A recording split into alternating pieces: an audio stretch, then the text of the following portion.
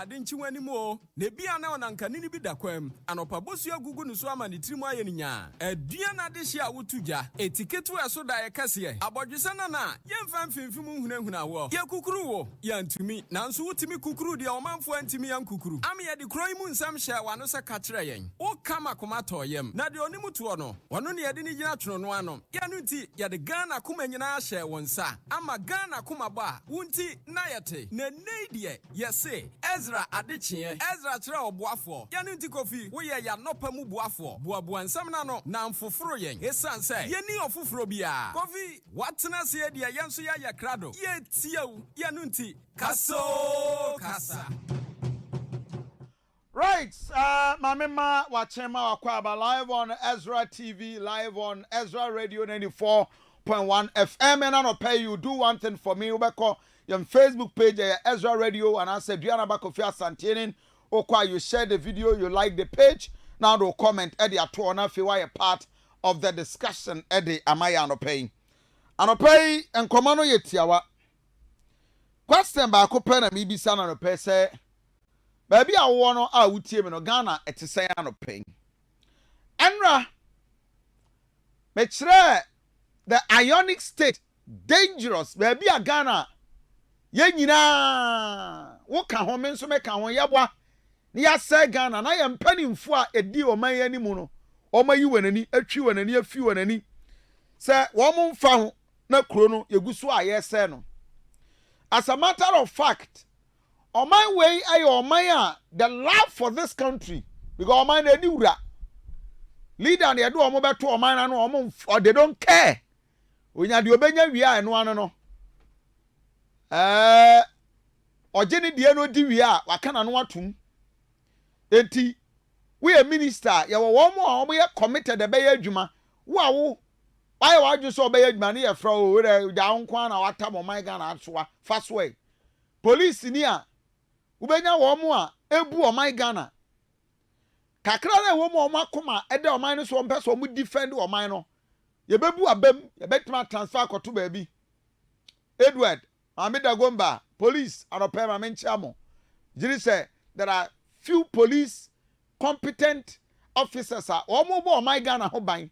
And the likes of Edward, the DCOP, Commander Brakwa, and all Penimfa, Yenimo, congratulations, Eradin Shamo. Oban Central for moi, a woman, a Bekwa Kwajiska. No crano has here can a young cat.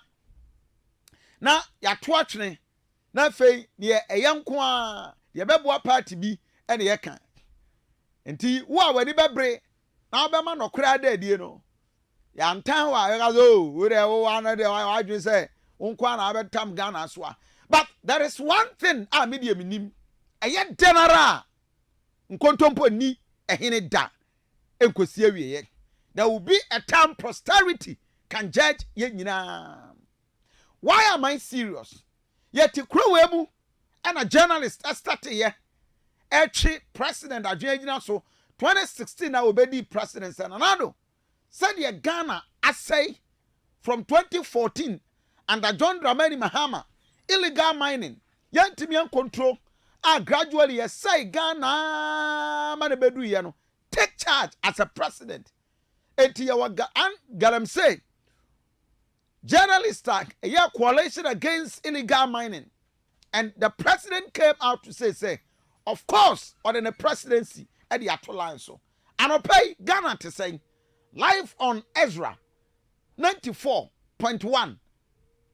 Ghana at the same live on Ezra 94.1 Ezra TV Ezra Radio 94.1 Watenase na utwagum aha na ni nyina mu amena wo kasa no one question pe Watenase Diana Kofi Asante ani bema wonsinsuo mansa no. So you only have Ghana ni bia ubebi sase entikurei ye kwa ne sen anra uhu fish eda nsuo ma ya hwe nsuo afiri wo ho ekwan a ya sada ya kwan a ya wie ya bu kwan na gum all because obi penisika edi videos of these things are ekoso e wo krai mu a no wa bisa say enti oman we what do we want and what do we need and statement a Ghana Water Company Eddie Abeto and it said the entire central region and the enclaves central region ni nyinaa a ɛwɔ hɔ no more than 65% of nsuo a wɔn supply wɔn etwa. Why? Because central region wɔn nsuo ni nyinaa yɛ de galamsey asɛn no yɛte kuro wɔ mu ne yɛ nim sɛ nka areas a yɛn starting fa illegal mining ɛnkɔ hɔ nkɔnkɔ sɛn no ɛyɛ central region ankeka ho. I said the management of Ghana Water Company Limited wishes to inform all its cherished customers of water supply challenges within the Cape Coast, Elimina, and surrounding communities in recent times. The recent demand supply gap is as a result of inadequate raw water received at the Sechere Management Water Treatment Plant as a result of galamsey pollution of the Pra River along the course and the most especially the catchment for the abstraction has reduced water supply to the barest minimum. Afe mama me the Pra River. So this is what we have. Until Suway and a Cape Coast and an importable. Ezra 94.1. Mama me the video na wamo etunsuo any champagne esi river nimu. And this is what continuously yaka want someone say Ghana foi ebredu say mama ye nida ho. Things are getting spoiled. Nwene into Pra River ni the Cape Coast Central Ezra, region. 94.1. This weekend say me kwaye nsiye into we do Pra River no so now we call Central region and this is what you have. Gradually you destroy your bibia. Na yes say niema nyina wo krai mu. O my Ghana e dey timi the statement at the bar bonten. Because obi had nobody cares. Nobody cares. We hear some of the audio and some of boys in Eka. Mama me audio. Oh, mamuwa egunsu no so a omutu galamsi. Akufuado ote ho akufuado Commander na we mu nyina ya duma na mama kwa tetu kuku ye we o mo nya bla na azifu emna commander wa jinsu agbefo sika so mlen suo me se pla ai so mo se pla ye na mo di tuo e ba be kuku ye ya nya hwe ye se o mo ogusu esu aduma commander wa di usika na na do hwe kare mo nya wotre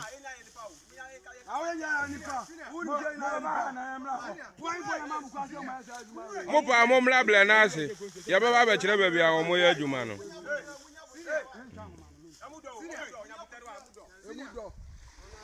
Galamseyfo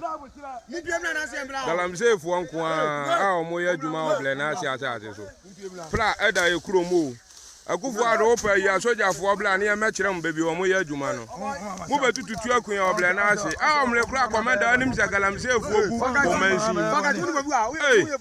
na bla na ase fo ase a omo nya hwe kura ya ya ba mja momla muko busu sutam ni se na aduma ya busu sutam o mamuwa egunsu no so a omutu galamsi akufuado ote ho yes e bibia that's omaya iwum no until the entire central region ya me no work say Asante region oboase treatment plant off yeko konongo dia enso gradually eko e de eguso e de yesei obo ade abobra wo de agyayen ote kokoso o say no and all pia men say want to be phantom kese enya de bone I will let you know baby amamre ni amane da that is how leadership must be obi to wo na onye de esa na you dealing with it ni amanipa no ahuni e ekoso yet croway yes celebrating mediocrity everything adie bia hunya bia production yɛkɔ kɔlɛbu wotumi ɛkɔ na elevator at the hospital ɛnyɛ adwuma ne yɛasɔre ne yɛ celebrity because sɛ nsuo ɛma in an entire region a obiara ni hɔ a obetumi aba abɛka biribi yɛnyɛ nsuo no mu a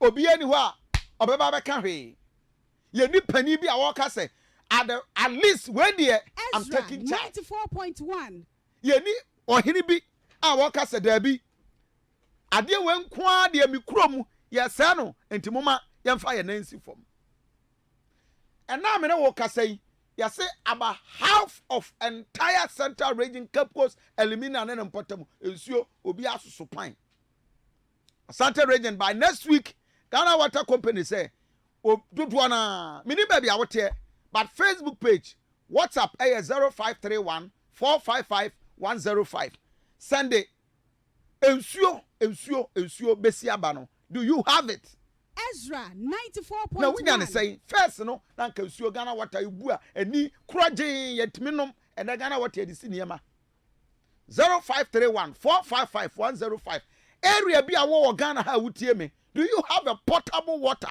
nsu papa a wonom na ete say send the voice note bra my uncle Raymond ho our central region Kofi Papa Kofi Asante ni Ezra yo radio Ezra TV yadase yes yo central munyina nsuo nom what is the situation yo anopenso mamin tia ete fa wote Ezra TV Ezra FM na my papa prophet Kofi Imam aha yo menwa je no papa when tia the papa no pay to wasu buda mama wachi na damra munua 82 gwan dem na oti ewo oye central region aha seko oye Cape Coast elimina na nimpotema sisi ame o kase insu omba be bosun be ye bien bi pipe na mba na wenye bi na wanom eko edwuma ko de ono be bosun be ibasa 3 months yin insu inyi ho widiba na ha nyame adom nsu no de osido ewo oye eputu na ni na anye de mpemfo anyi wo twetwe nkomo kyerem de me water company mpemfo kyerem de onam galamsey nintu a orokodo ewo mfifini manto mkanka eko oye upper east and upper west dencha side na eho na galamsey ne kese no na chofopra so areas no galamsey ne kese no okodo ewo ho nti wa ma oye heman water treatment plant no nimu ifia dem nimu esi nti nso a oda nka obabogu oye heman treatment plant nimu na water company fu wotum odan dem na obu nsu no wazema hem yenye bi nom no wonye nsu no dem no de wonya osande neti akahye one dam nimu na wonim free nimu kase onam galamsey isu a orokodo ewo ho seko oye asen north apem ho a chichere na nkro a ho ne di nsu ahon so wotu galamsey ni bi ewo ho papa ndi water company future nde sense a wa men nsu no ho ayedin ewo vivi mantoma bosun be ye die nruko e ba sanyi mbrono na mante mpi wonye nsu wonom nkanka Cape Coast elimina edwuma ko na nimpotem no ni na aka oye treatment plants a owo heman osana heman treatment plant no ono na oma one more Cape Coast elimina na eho mpotem oni na no omo wonsu edwuma ko denede ono waji wonu nsu no di fi oye agona mankon kwan no do ho eho and treatment plant kro ewo ho na mom eho de no waka chehende we lay new pipes osana pipes no edu ho ha nsu nko mbrono ni bi ntaban or the contract da ma contract edu ho ha orotwe nsu no da akọ mbrono a nsu nyi ho ono nyi enchirema a wode mahen ewo ho de onam new pipes a wole lay ni nti na wa ma nsu ni bi nkodo ho ono da nche na sisi ya nso etefu beke de wori ye kwan fofor wo kaswa na winiba kwan nti mponido wori ye kwan fofor kra oye 8 lanes 4 local 4 leba nti onam contract ejumari ya nso we twitwa pipes ni pi mu ewo ho nti wa mo wonom so wo bodombram na kaswa na nimpote me utu breku na eho na di ahon so wo hore kire won papa de dondo o sha motuo nti ahon so nsu no ho ayedin kakra ewo ho na nsu na ɔmba no de ne kɛse nara no ɔyɛ galamsey ho asɛm ɛna wama ɔrekɔ do ɛwɔ ha. So as we speak, residents ọmụ yɛ dɛn ɛna enye nsuo. Ɛnti sisi ano wɔnom a wɔbɛn ɔyɛ nsutare na adze no mekyerɛ river lakes no ana lakes centers no ahɔn ɛna wɔtum wɔkɔ hɔ na wɔkɔkɔ bubi. Ɔno da nkyɛn a brɔno ahorow nso a wɔtutu ɔyɛ ebura ɛna boreholes a wɔde mfiri siri mekyerɛ mechanized borehole nti ekɔ adwuma akode a district assembly no tu ɔyɛ boreholes pii ɛwɔ communities no. Nti ɔno ɛna nkɔfo wɔresaw a wɔrenom bi na wɔdidi nso wɔdze yɛ wɔn adze na wɔnom a wɔnyi borehole wɔ nkura akɛse ti dɛ Cape Coast na adze no de ahɔn wɔn ho rekyerɛ wɔn papaapa nkanka University of Cape Coast ɛdesuafo a wɔwɔ campus na wɔnom a wɔte hostels ahorow a wɔnyi boreholes no de ɔno wɔn ho rekyerɛ wɔn dɛ kaba ne nsa. Eti, do we have idea nhyehyɛeɛ a Omudi go to fighting sa illegal miners here e wo no and answer for now there e obi agum a wodi bi illegal mining ne de ono aban gudara orokun district assemblies ni bi nso ogudara orokun na mom za wa saying de dem nkofo no wonta anya adwuma ewiabre uta ne wonde ewiabre no asoja fo baba abeche ho nti no fa ena galamsey fo no wododo na wata woye edwuma osane wo generators a wode son kanze a wode si hono do ena da mon nkofo no nso mingi ne de excavator ana de champagne a wode kakashe hoyi champagne ala ana onanto okoho wode nam krom ogukalem na waza akọ dem excavators si oye onye pen ena da shokutokum ena onye mobile phone na da shokutokum onam nyimpem onam ka kwando ena wakɔhyɛ wire mu hɔ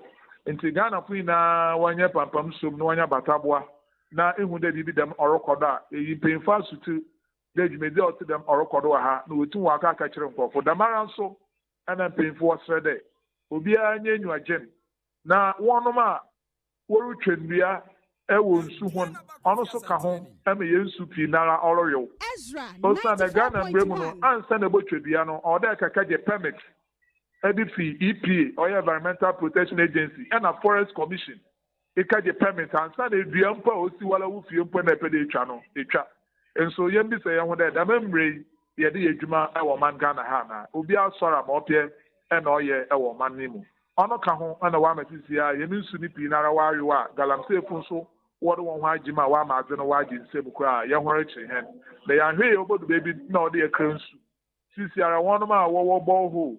Na wetu tutu ebura no se pensu papa no da ono che de sachet water ya wada pemfrimi e na to bi na no and the pipe e ka da no no ma e na wa bibi o type for nso e na wa do so iti penfo se de yehina yem fa yem hundim na wo mi are yem boni bia orutura edegu oye nsu orutura oboni fierura no nsu ruta e na wa to egum na watwene na kogunye nsu na ode water wise fo wadandem na wode mahame ya no no nti obanda ma o ma water wise fo baka okese nti onya futu a wase yam nsenchofo yem fa man kranko hina yen na yem fa yem hunjim na yem bo hene nsu ho ban.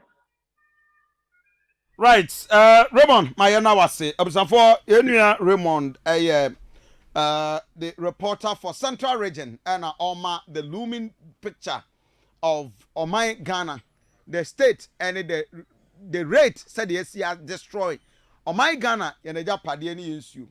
Now, in this critical moment, we are Ghana in our Kwakotwaba, no bisa senti Ghana no et same. Offer the party's manifesto on illegal mining. NDC, dear Omaka. Oh, and I ban ya babe, ye near the nkofo a groupie, near Omababe, ye, Oko, Dr. Baumia, and ya have a yam pamu bia, na we'll have a better grooming. See, we need a critical minded people. I bet define exactly DNA here. At this time, 94.1. The political will. There's no political will. 0531 455 105. Baby, I will want how quality I won't see I want them at here. Since when? And I win you. The danger I will see a send the voice note to Bremen. Crowway and ye celebrate Bibia. And I'm an worker say, Kolebu workers. I declare on the 7th to 9th October on Babeko strike. And Rechi, yet to Kroma and a Kolebu de Batch say, common elevator, I had called the surgical department. I say for over 3 months, Yentiminye. Yeah, no, the statement about Mumbai Abaso. You see, on my way on, common elevator, lift, you'll be surgery. I will bend to me anante so. Mama me kolebu. Elevator keke and nipano ya no 94.1 operation every at the surgical ward. Obetimi a move to the ward. That is also not ready in Ghana. Osha hospital over 100 years like Kolebu. Yet me celebrate say I elevator and let us rejoice. Elevator nya djuma na no kwabra minta kando ye so okwa ya no kra na ye no ntokwa. So you ask yourself as your mindset in all the issues that we are dealing with as a country. And all discussions I hear discussing. So we are ewo krom ha. Now we call hospital. One hey ya ubewu. Adentra because doctor na kandia ni niema we here. Ah yes what share. Na otibi ma wo treat you better no. One hey ya ubewu. Nanka a whole surgical department. You hear elevator. Mama be the entire building of Kolebu. Ya you di power operation awie. Lift head the betum. Near the next form aqua ward no 3-4 months. I say I just a party beat me call. I just a nipa ekopio ansana ye wia media ka ho asem na ye wia ya babonten e de aba to dwa se mommo ya baso na fe the elevator no ya ye. Kofi Asante. Our health system. Ghana, it is in our health system. It is our party manifesto. Na esa wudwe hu bisa say, e dey na each party e dey asem e wo me manifesto mu. Ghana te say anopai. Ghana te say on my way e na wo yare. Na o ko hospital wo sa bompa ye say urade hospital a me kono me kwa ama me ngu. Nurses are killing people at the hospital. Doctors are killing people at the hospital. Why? Because any money a cardia ye here. And they said nipa yare no ye nya bi. Nti common elevator ya you be operation wie. Shall I pay for my Ghana? Ye ntimi nya elevator amfane nto so ma. Ye wie na nrechi aye fix ya. Ye timi ka kire ewi ase say mon celebrate ye na elevator ne say ye no. After 3-4 months, I feel yet me aye. Edu baby nya current administration. Me aminia Dr. The current CEO for Konfanoche, Dr. Professor Ademensa Tama. Now ka Konfanoche elevated to me say 1 year, 6 months, dialysis machine. Ni enye. You will not have anybody to talk about it. You be preaching no nante no area no fruit steps no they call what a country Ghana to say Kofi Asante yaria wote Ghana ha ebeku no sa wokwa brochira wokowura hospital kekekra hutimi to nti nurse at a hospital no ye Snapchat no pipe all because enya dia wo do anything mapa bi e wa adwuma na o ye nimu because akade ekra wo ho a odi ye adwuma no eni ho nti o need the spirit to be working oni akomapa a odi ye adwuma no Ghana etesɛn e wo yapom dimu just watch it na ye mama me the PRO for Kolebu Teaching Hospital Ezra then he comes out to defend say oh after 3-4 months yeah in health hospital elevator say enti yeah afena ya ye nintino media mamonka na ya and na me no say apart from the elevator several challenges and problems at our various hospitals Kofi Asante ani collectively as a mind yeguswa ye feri o. We are not getting one day say oh at least we are improving. Enti Ghana no eti say. Eti say 0531 455 105 for WhatsApp ebreme and tell me about our health system. Asante region, this is a country. In 2014, 2013, 11, 12, 15, 16. Yetimi started more than 18 hospitals. Our region yimu. Se what government hospital? Yewie. Ekwan keka ye be de akọ last time. And what take course work your catch na post na po. Momfa plant emesi ho. After take course work kawie any 2 days any other plant ni be si ho. Ekwan road keka ye de akọ Sewua hospital. Sewua hospital. Ye city to say kro. Very beautiful. Politics. Enti ya that's what ho ye almost 10 years. I was Sewua. Production, get me Sewua. We now ba. Now we shall say Asante region 94.1 Kolobuna. If you got the whole Ghana hospitals here mienu. So be a work greater Accra mpodie or more options. Because you were Bank of Ghana you were Lekma, you were several other areas. But we are the day Kolebu is the primus inter pares hospital in the whole country. It means say left. And Timurofone Baron be saying over here near man workers. Are we normal? Is this normal? Ghana will be area on hospital. No, they are quite saw them. Yeah, man is so bolo.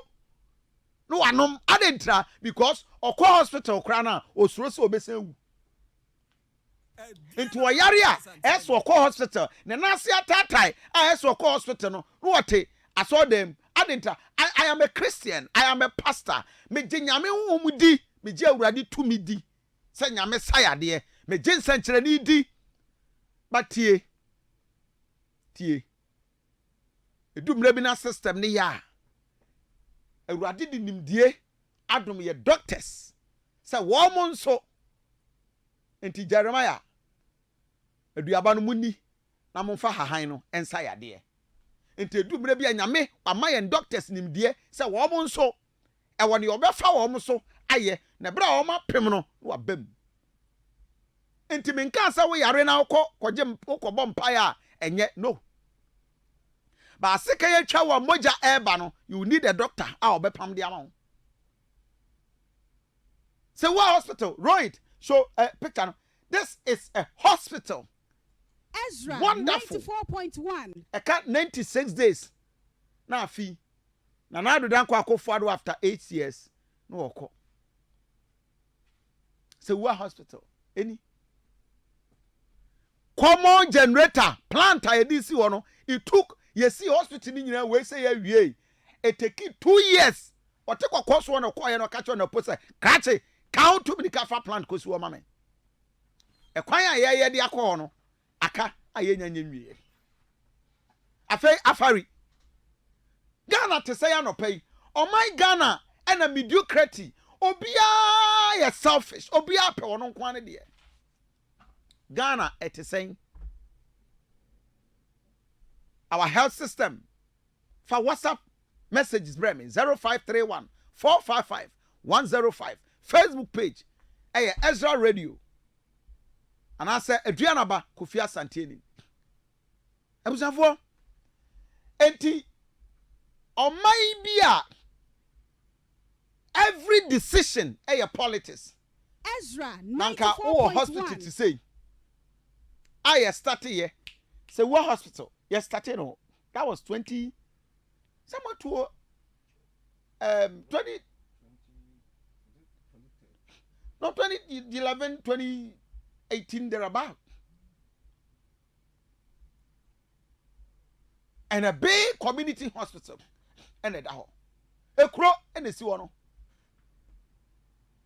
Ye keke. Not memunia or a feina Yamiadum Yidia Konongo Alice Anado Oma Baby Tepadie Oma Baby Bequai Oma Wie for Mina Kumawu. Ye yawa afari dear I that's where see ho. Ghana near Utiam and pay on my way. And ye Timothy Hospital or baby na buy over starting yentino. My ancient started here dear.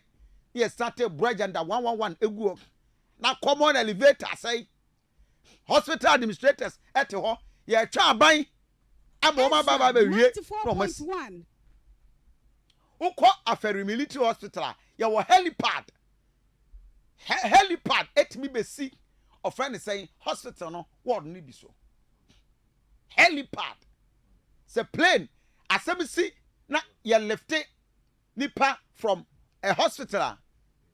Yet me at the plane eba be lande ewo hospital no rooftop. Na ye wia ye you know the akwa could treat no.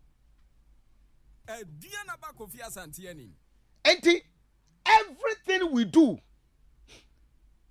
we need to decide say ade decision we aye no ebe boa Ghana na. But say this ba no oye na say MPP ba no on fa fans na mane de a ene e magai ma wie me de and they will do konfanoche say nya wo hene wote kokoso ene ono ankasa tu mirika e kan say mon ka mo ho na konfanoche wu konfanoche egu moma yan sori ni ensi na me mpeb menyiji bosia kakra me nananom mo fa plate emeto mayuwam na yenye konfanoche ak nkene konfanoche asai kabubu si ho be kona nsuo eto ana enwunu to we yare da ho no na nsuo gu so Ghana to say in our health Ghana to say awe yapom dimu Ghana to say anopay you are destroying Ghana ye nyina ye kan we are destroying our mind no your political leaders and yehwe wo we can punish them Inti wa hene. Who ni pepe ye. So cement ye koto, we koto o ma fe ni pani nyina. So basically de be ye. And then it ye was here fiti ase ni ye. So and na o ma me sidi ba ko meje, o ma me 100 cedis meje. E kina me sa maje. So ye de egum na ye nsa pepe jai. So say asma dey asu say no ma me ani amre ni anya. Moja kadaba ne wese sit down with you. So, enti say no de wo no. Ye 3 years abrofo na tie na da no ho den. So, ne mu no na say. So, enti e wo say enani kire ya. Eno anti na ye frem. Ah me ka say me ameba, me pese me amedam de tu me manfo ni. Na e me ka ho. So, hospital no ye ne dia esikuma say me nana no free semuba eno ana hwe mu me nana no free sefiba eno ana hwe mu me nana no free ne nyina ha ya me nyina eba so eti ye nyina ye hospital no the man kan che za san fon kwa dia me de ahobo na chechi man so me de ahobo enyina kan ho na ye chechi asanteman so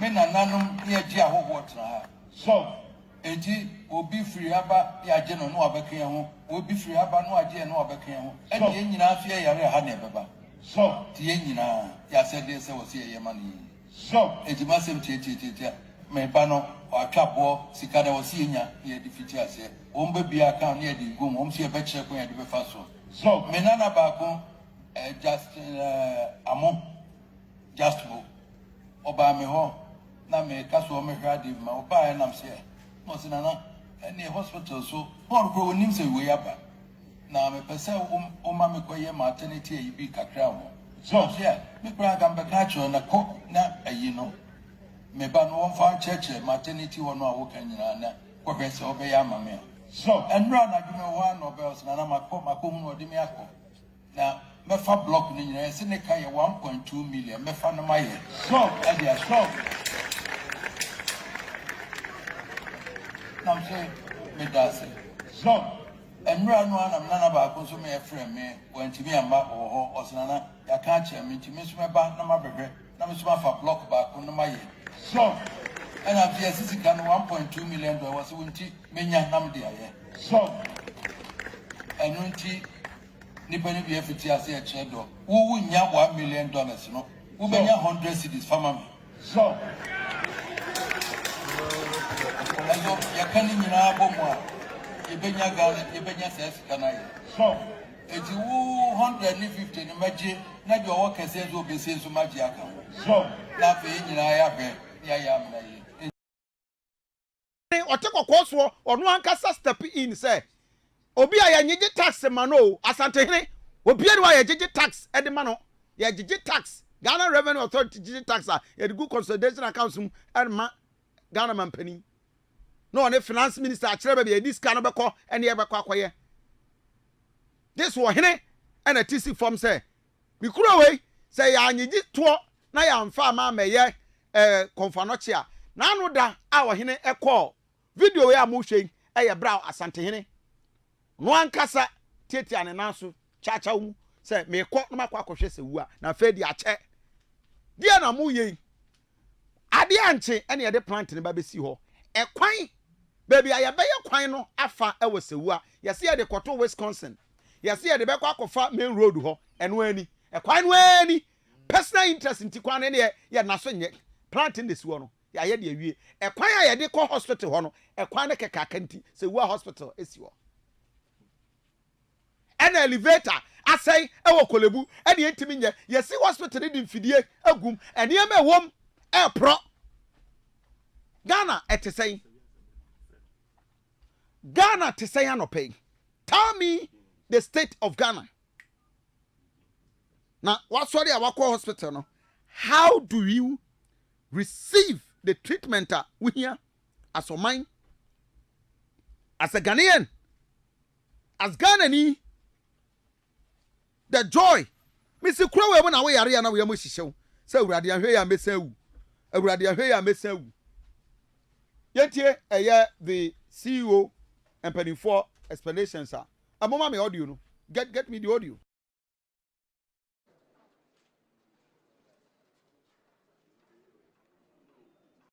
okay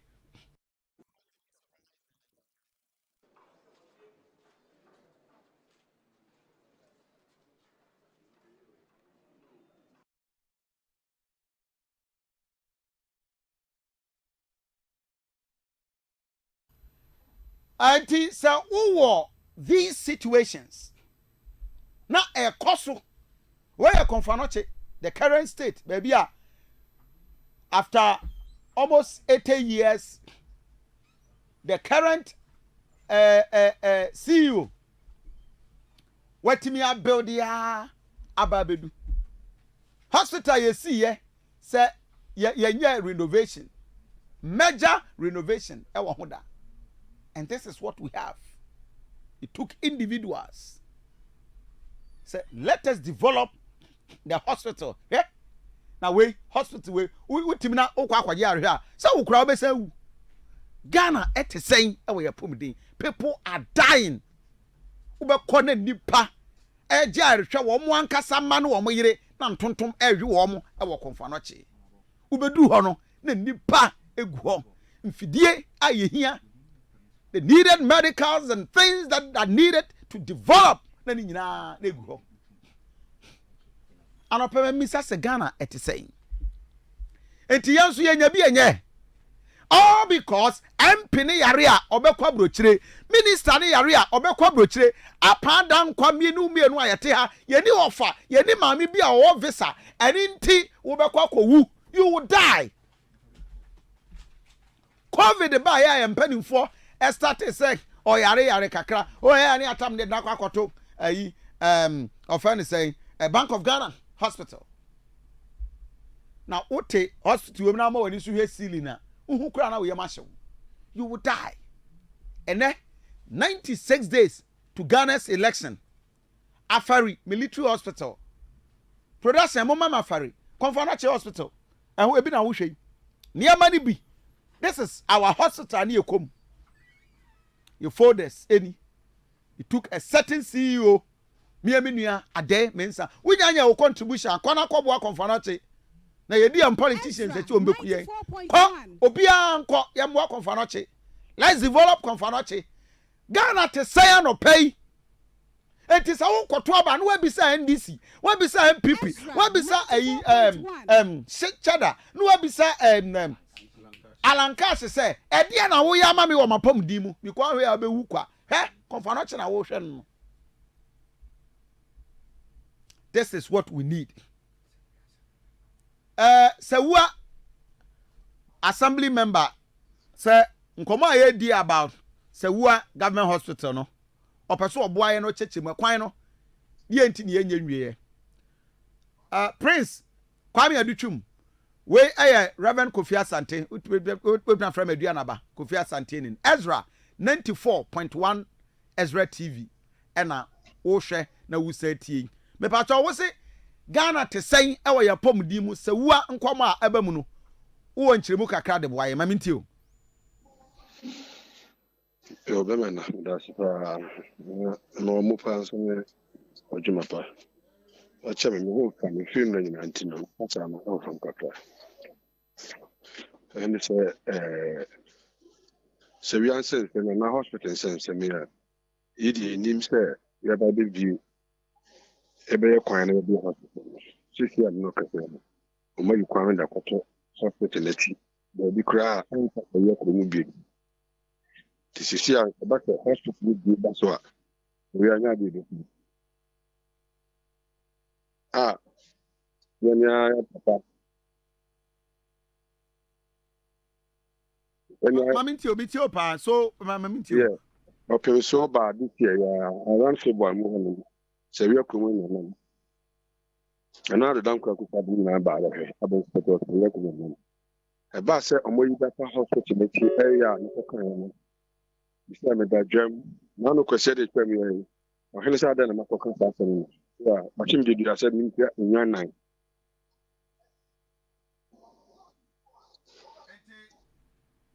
Oma yi kwan na wie fifidi gusu se ya gidi na mo challenge ye baabi a ye de akwa no na ese ke fasa wu akuru nim ho an obi anam hospital sha se de fifidi am no ka se ho an obi anam de bia baby omo yi na emi wo yi akona mo ai critic because of them penny be oh okay empenifo be no mu fie o nti na ese e ho na ese de koto so me who said I question to chama no can you go to hearing a constituency chairman Ekins yeah ono ni fie o nti na de kwa koto ana ase de menti ase no ade no me kasa me jo ho na say me ase me man test and me test me wo no ho na ma clinic bobo say ono aba say e ba be expect hospital no no kwasem ne say e be pass we akuru mo call here option so by say we akuru man on health minister any people aba be expect hospital ni na na say we am and careful see how feel say we go hospital na fidie e be kwa na ekofa hospital kwa and no na to see and me penifo our akuru man na toka the same way am yourself I've no Orlando na me catch me say one so oba be come home ya bibia afede oba na obedu ya one firm Friday chairman me say on in course of organize health training afi ube ya ni ama 20 t-shirt baako ube ya ni ama 50 t-shirt baako the assembly member e ko ma say yentimi afem o na say afi Amibo ohine aye health screening no oba be screening ani ama MPP t-shirt baako me na me catch you waje assembly member wona wo kan o oh eja ni tan to anya he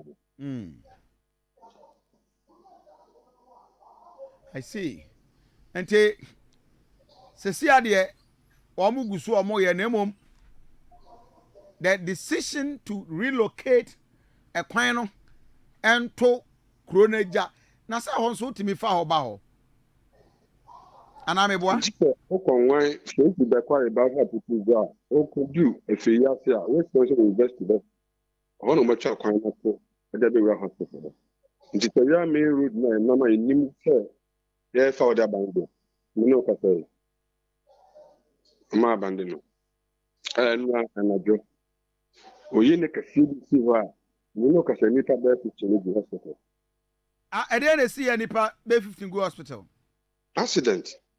Wow. Nti omunya accident no yentimi afoma nkosa wu a ye de omko hefa. Omuda omko agogo hospital. Ana ya ton se bi ko Ogonachi. Wow. Nti nanka ye wie se wu hospital na eno an senke de omwura ho ani. Wo de ni she akira na ka ne so. Isi am no ka. Bi na condition yakura.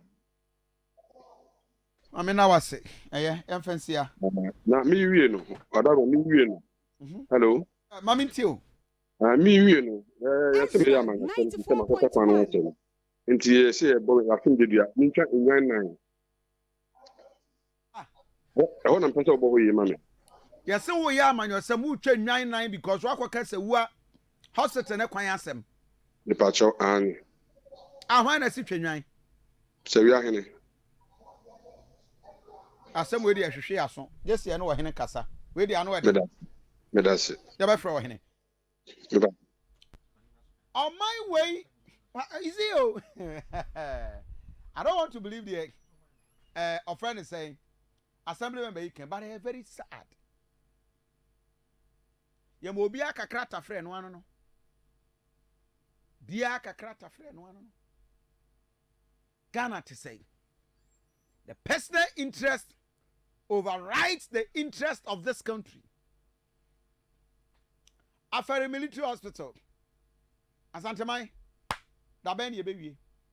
Or say, enra we breach ye a boy, I was a war accident to see ye, nipa over 15 to 20. The nearest place I timi do amukoye, Ezra 94.1. Since 2008, Eba Besine over 250 bed capacity hospital. And on Kofi Asante Regional Hospital. 208. Eba Besi 2012. How many years ni? 208. Eba Besi 2012. More than 12 to 14 years. Yeah, that's what to claim. I enter hospital. No we bisa wo say so e de na eje Ghana no ete say how many years 16 good years you started hospital baako e me di 16 good years 16 years o my how one hospital 16 good years ye nya nwie Ezra 94.1 obi afra kan si Kofi ene ye na den 16 good years ye te hospital baako pe ho maternity blogger yes say ba be wie edi 47 years e wo konfanache the champion no start e ntimi ene yebu agu ene yesi foforo eno nso ye gya de esi ho se mi nsuro na me kan eno nso be di another 10 to 20 years yesi nwie on Ghana te say Ghana wo wutie ma no pay ete say apom den ye nwoma sua na mama fa video we nsore so Ezra 94.1 video we mama fa nsore so Ghana school feeding etena meko afari na nka ye si hospital we mo amwo nkawe mo amwo sahwi mo amwo npo ka wo ba udu nkawe afari hospital ana nka agina na nka akọ hospital etwam abu akwa ni etwam ye de aba konfa noche yeah Edia wo man krani yentie deputy defense minister Amankwa Menu sound I ready I think we can go. In 2018 of April, the job was about 42-45% complete. As we was alleged that certain equipment were left in the bush and in the sun to rot. I think we've gone round, we've seen all the so-called alleged equipment which are left to rot in the sun and in the bush. We've all seen them. The contractor explained that the cylinders are actually outdoor cylinders, and that is even a backup. And the air handling unit out there are supposed to be outdoor unit. I think we went to almost every room on this facility, and you saw that equipment that need to be indoor are indoor, and those that need to be outdoor are outdoor. It is on the basis of this that my minister directed that we come here to verify and to authenticate whether the footage as shown is true or not. As to whether the footage is true or not, I think we are all here and we can testify to that. We cannot put the hard-earned reputation of people, in jeopardy just for the sake of scoring, I don't know what point we're seeking to score. But here you have a contractor who is still working. The job has not been handed over to the Ghanaian government yet. And so, as a supervising ministry, Afari, war clock, 94.1. War clock, Afari, military hospital. You hear the watch abobo. Ya penti hu nyina uko inside fidie ne gu baby nkonwa nyina na gu ai. The last time I checked, na about 19 million US dollars from the soso. And a contractor no mate so e dey about 11 million. Says carry na ese nya de ma wo mo. At the time I started for a military hospital. Now CD to dollar, 3 CDs, 20 pesos. And then CD to dollar, 16 CDs. What you say? We don't think Ghana yanyi, because the man ye jaya de na to no, na de na say. At the time I started offering, I awarded a contract. CD to dollar was 3 CDs, 20 pesos. And then CD to dollar, 16, almost 17 Ghana cedis. You see how your mentality, baby, I drink at here. The fee. I say, bisa what's saying to Ghana to say. Ghana no, at say. To Kotwaba, no bisa NDC MPP say, into more, Sansem Hununa, Modi Edi, Niama, Ghana no econo, at say the mind. Tables in United States way. Running Fidia na gu 94.1. Ye beja ye gu ho. Ye ti kroma na tafo. Ye wo windows any doors tiles nyina gu tafo. Maternity ya asai kra. Oh the Ghana tie. Fa voice note bra me. Na kire wa adwen. 0531 455 105. Kire wa adwen ma me Ghana no ete say. Ghana te say bisa wo ho.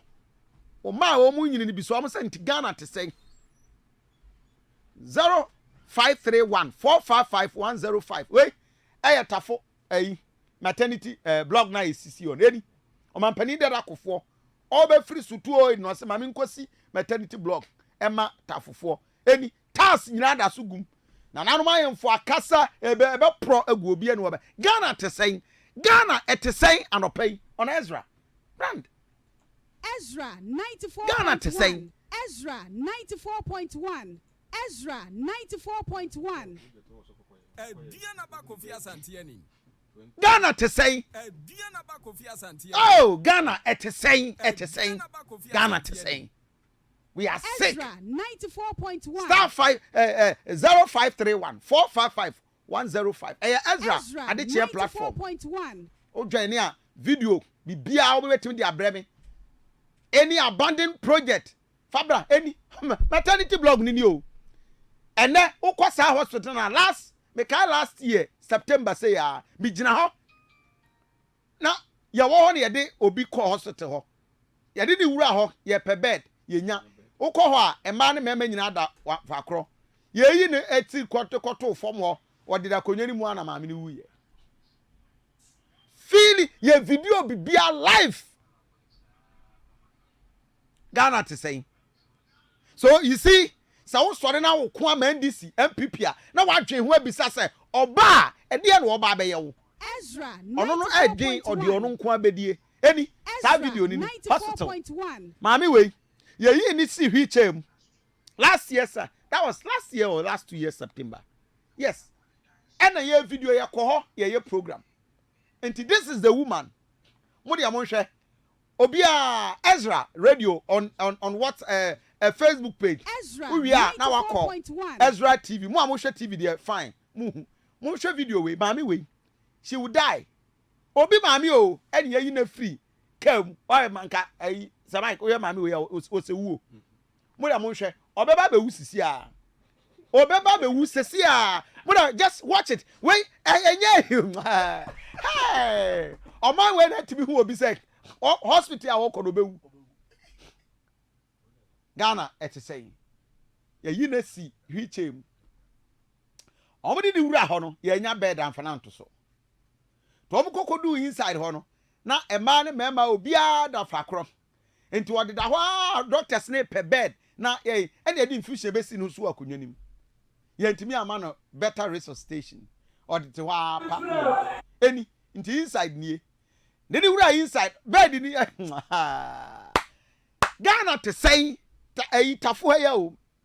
Eni tafo hospital baby a wo tie me a wo hwe me Ghana et say enti maame ni ene wo mo ababe yi na to ekwan ne banie eni enti hwe Ezra 94.1 o mo de beto form ho no na eni wo so ne maame no so wu eni ne ba ne ba mo maame can I get sound mo maame sound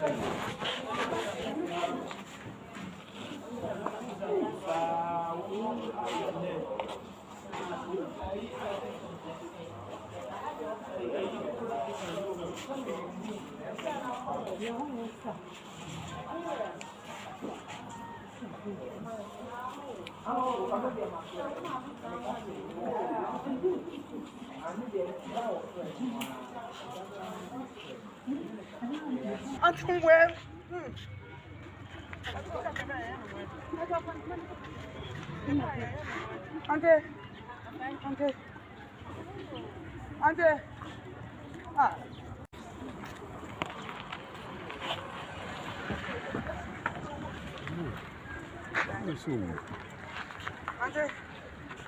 Ante. Ah, Allah.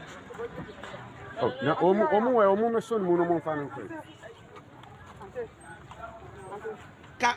Hospital na usi with the water every hospital ka usi ana nurses arase no mo dimirika emergency to where the taxi ni do a e mane nananom e na eyi wo mo maame de ni si hwichem na wo mo apia de na kodu wo do inside wo no ye nya bed o and wo mo ade ne kwoto form ho o de da ho after about 3-5 minutes na maame na wu and ona ne baba no haje we na du kugu na chi no they will forever and ever remember this situation. Ghana et saying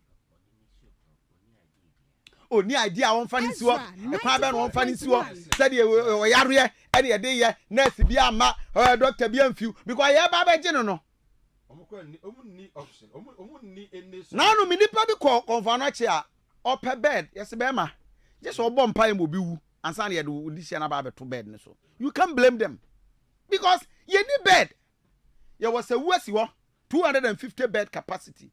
Yawo afari esi ho 500 bed capacity. Yawo maternity block everywhere esi ho Ghana to say we are Ghana I think stop politics. NDC MPP will be abeba no abaya ne de sa eni e man ne mema enyina na deda edan ba kum tafo and you can't blame them. On so ba eda ho on se be man so da ho o nyina Ghana to say he we ya mensia Government hospital any nso kosuo empa bi omodem any you see so we ya do that hospital no be wu okay so tafo asma ya kan any see Ghana to say untimi mlemi nurses so untimi mlemi doctors because the omo one omo de my Ghana it is saying. Ghana it is saying.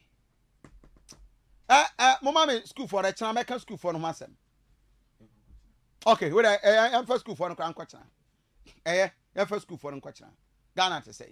Onya baby na into kwabana ne to and you didn't future in sa ho. What to? So we are Ghana we are branch na utie ma no pa ya.